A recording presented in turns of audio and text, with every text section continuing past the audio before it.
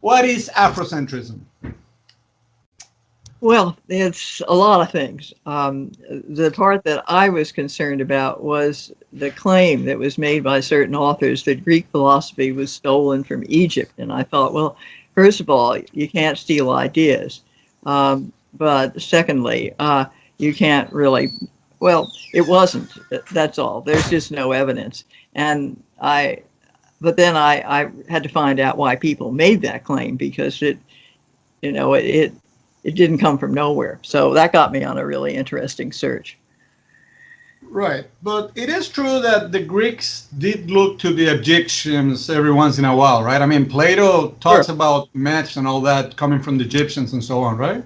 Absolutely. No, they learned a lot from Egypt, and they were actually had colonies in Egypt. They were trading colonies. You know, they were kept pretty separate, but they were kind of there. So they were in a position to learn something about Egypt. And Herodotus, the great historian, went to Egypt, and they respected Egypt greatly.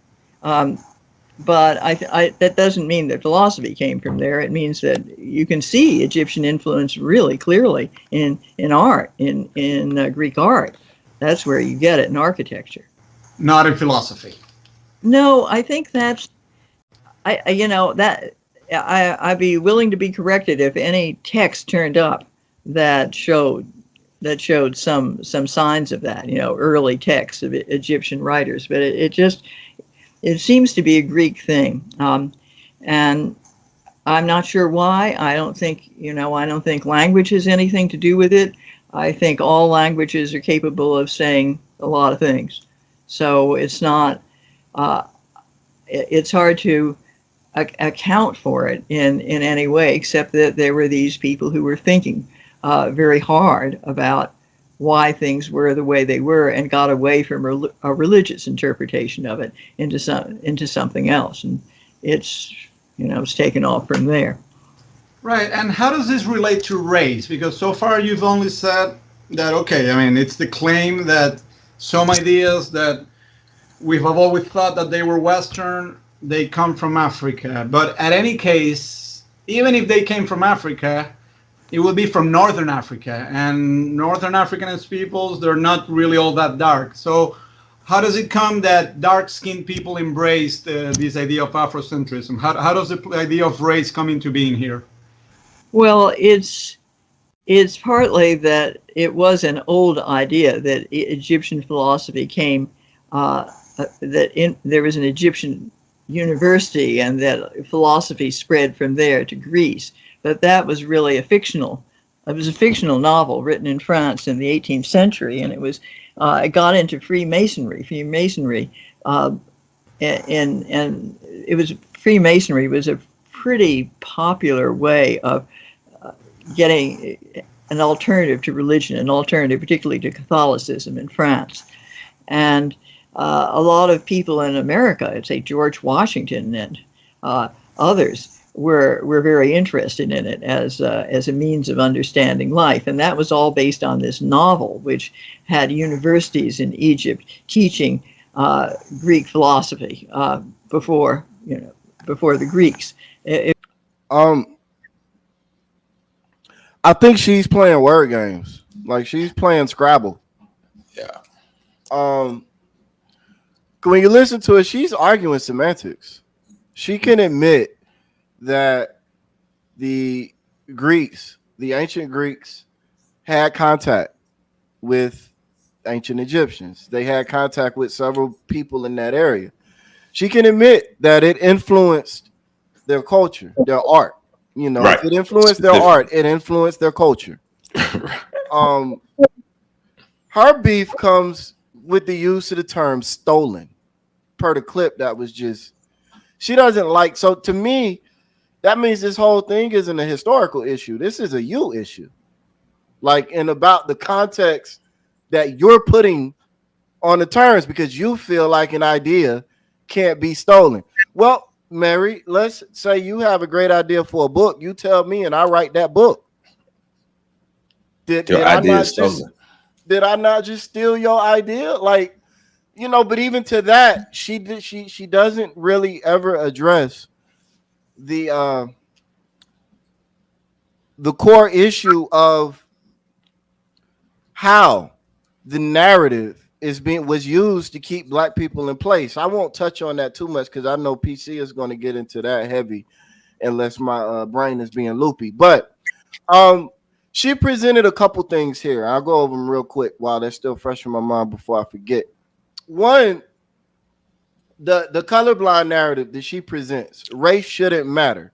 Like, that's a whole talking point in and of itself, because she's coming at it from a position of power in their structure. This notion of a colorblind society. I know we're gonna get into it. Again, I'm gonna go through these next ones real quick.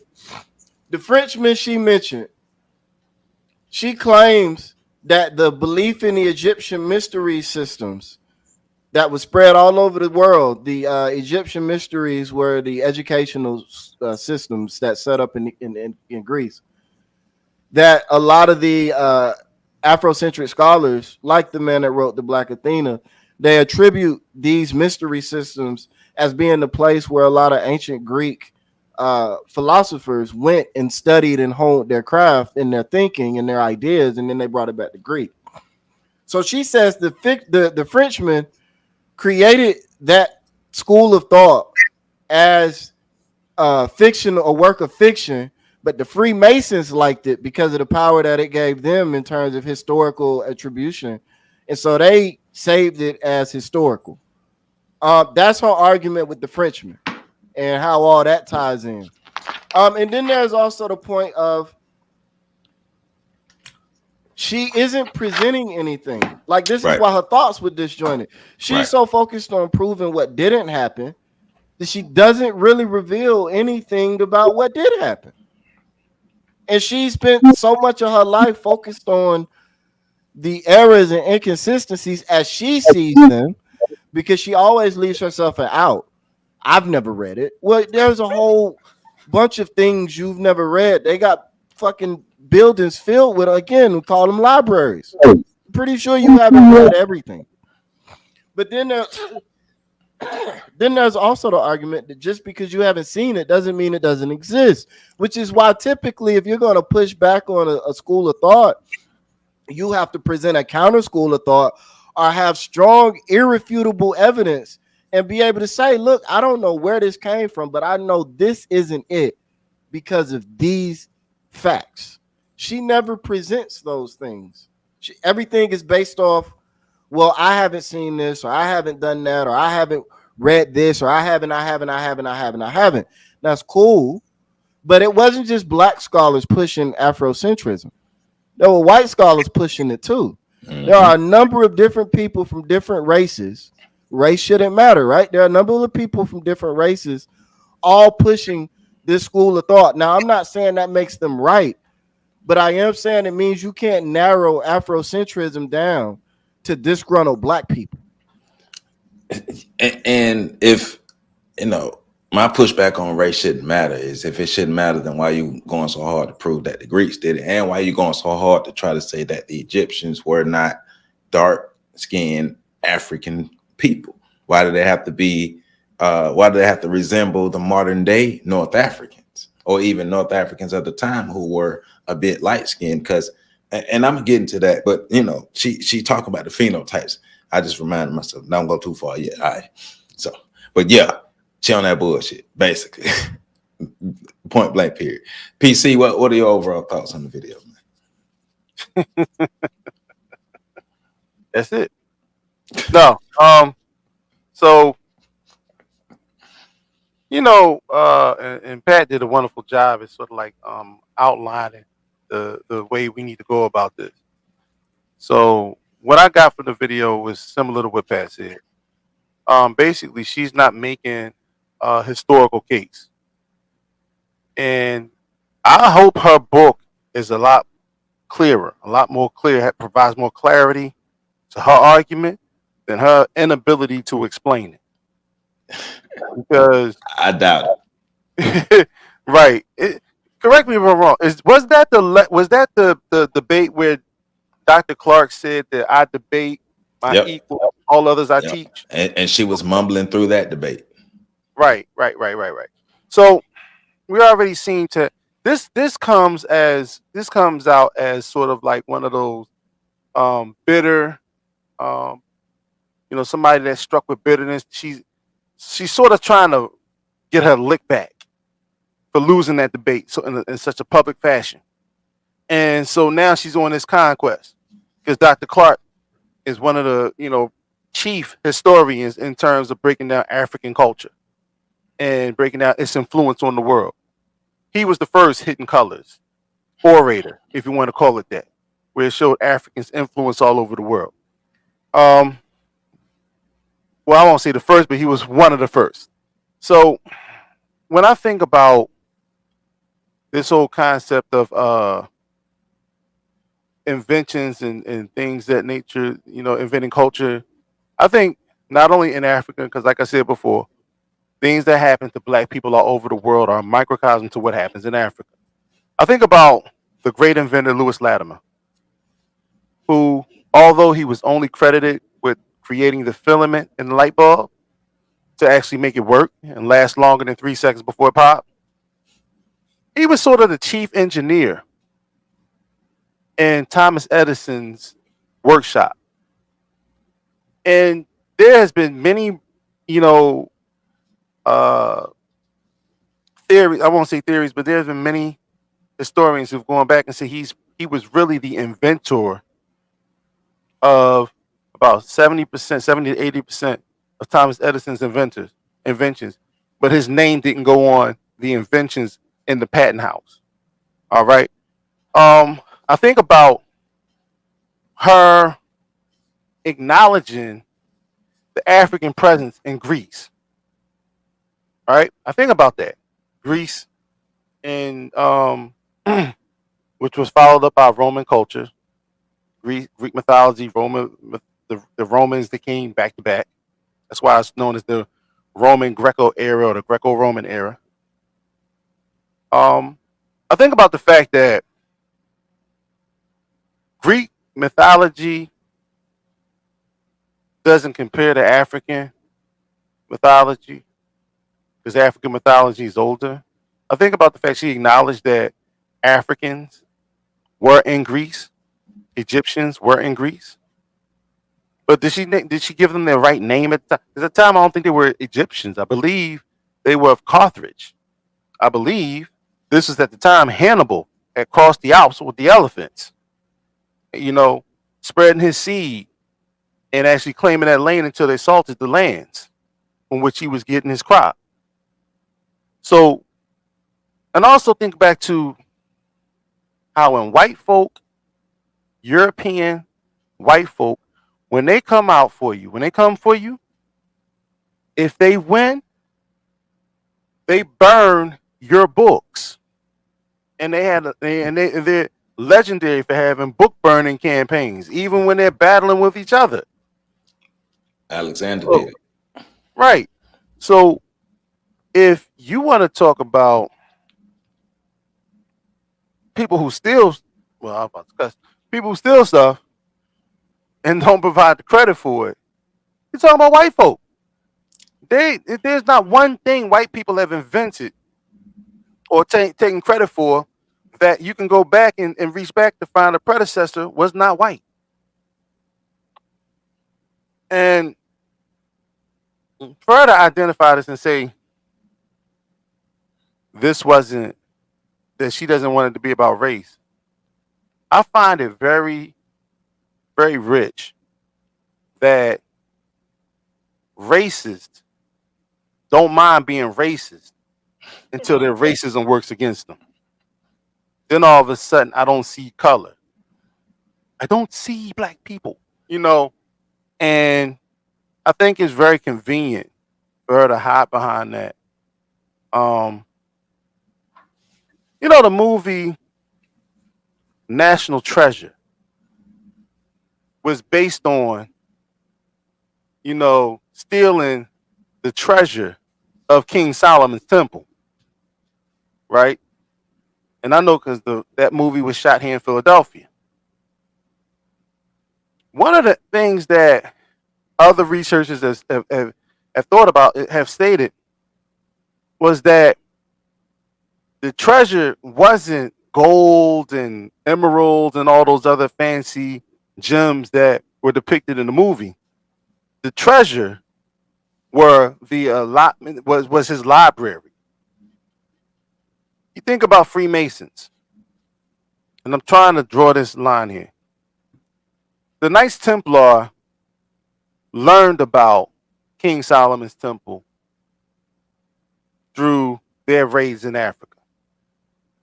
They grew in power based on the knowledge they gained from that. This is more proof. If you actually understand Freemasonry, the whole concept of Freemasonry is designed, every level you step up in Freemasonry is a step up in the temple of King Solomon. The tools, the gavel, and the compass square are things that was used to measure, build, and cut in the temple. Don't ask me about how I know all these things.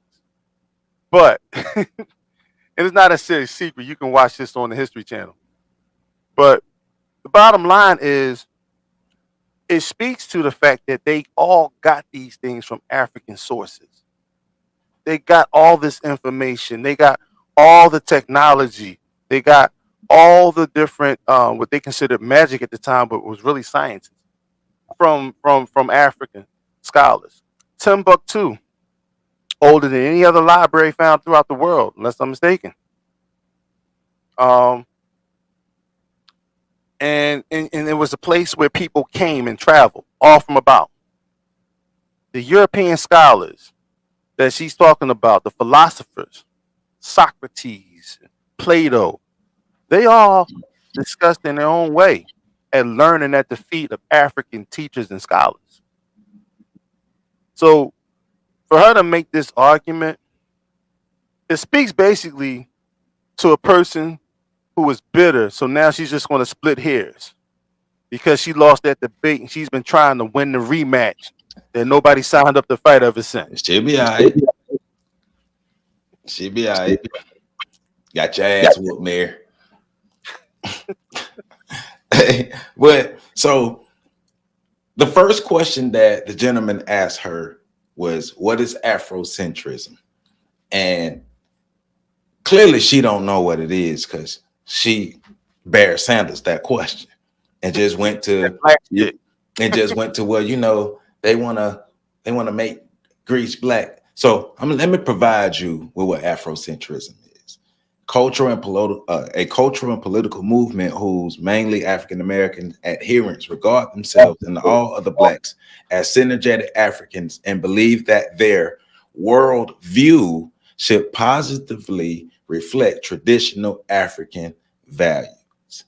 It's about having an African world view, seeing the world and experiencing the world and being able to tell the African stories. Everything is through our own unique lens, our creative lens, our lens that's original. That's what I want to say. Our original lens. That's how we're seeing the world. So if I'm seeing the world through an African world view, and you're trying to tell me that Egypt is, or the philosophy that the Egyptians had come from a European worldview, well then yes, we're going to have clashes. But you have to understand what Afrocentrism is first to be able to understand that worldview, because she herself is Eurocentric in her worldview. That's why she's experiencing the world and expressing herself through a European lens. That's why she wants to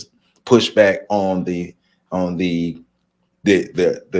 arguments about the African influence on Greek culture and Greek philosophy. Like she said, you can't steal ideas. Bullshit.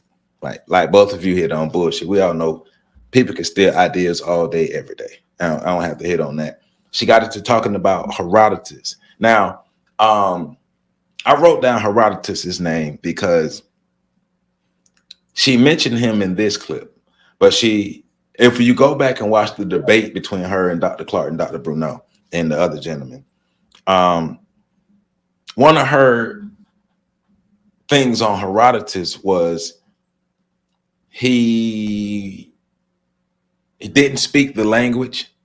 He didn't speak the Egyptian language, and he wasn't necessarily thoroughly educated on the Egyptian culture. So he could not have he didn't have a great enough understanding to really express the African influence on the Greeks, or even just the African worldview or what he observed. So Dr. Clark was like, hold up. So you telling me the brother can't tell you what he saw? Because he's telling you, Herodotus is telling you what he saw. And you telling me that the brother can't tell you what he saw. Now, they also admitted, yeah, Herodotus, if you go back and read the books, that the Iliad and the Odyssey, there's some things that, you know, can be mythological, but it's also talking about his own account of what he's seeing. But also it's her really trying to take away the evidence that has been used throughout the years, right? Being able to take that away. Like, Europeans have done this for a while. When it comes to oral history and oral traditions, they look down and they disregard oral traditions and oral history. And that's one of the things she did in the debate with Dr. Clark that I was watching earlier. She was basically dismissing any oral history that was passed down. And, you know, that's from a Eurocentric lens and a Eurocentric worldview, because from an Afrocentric worldview, we regard oral traditions because that's how we've always passed down traditions. We've written and we've had oral traditions. So all those things come into play. So, you know, that idea that, or the claim that you can't steal ideas, or that the evidence that was presented, that have been presented for so long, she just dismissing the evidence because it's not, like you said, it's not what she wants to agree with. So here we are. I mean, think about it. Egypt was between its 18th and 21st dynasty by the time Greece came about.